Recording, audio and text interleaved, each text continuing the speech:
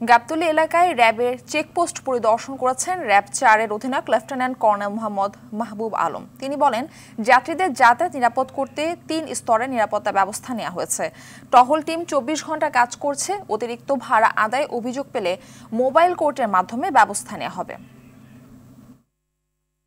যাত্রীরা যেন নির্বিঘ্নে যাতায়াত করতে পারেন তার জন্য আমাদের 24টি টহল রাউন্ড দ্য ক্লক টহল প্রদান করছে। যে সকল এলাকা হতে মূলত যাত্রীরা যাতায়াত করবেন সেই সকল এলাকায় যেন কোনো ধরনের অজ্ঞান পার্টি, মলম পার্টি, কোনো ছিনতাইকারী পাল্লায় না পড়েন তার জন্য আমাদের সাদা পোশাকে গোয়েন্দা নিয়োজিত রয়েছে। বাসস্থান ত্যাগ করার পূর্বে আপনাদের পক্ষে যে নিরাপত্তাটা নেওয়া সম্ভব সেটা আপনারা নিশ্চিত করে যাবেন। আর দ্বিতীয়ত, যাত্রাপথে আপনারা অপরিচিত কারো কাছ থেকে কোনো ধরনের খাদ্যদ্রব্য অথবা সখ্যতা গড়ে তুলবেন না।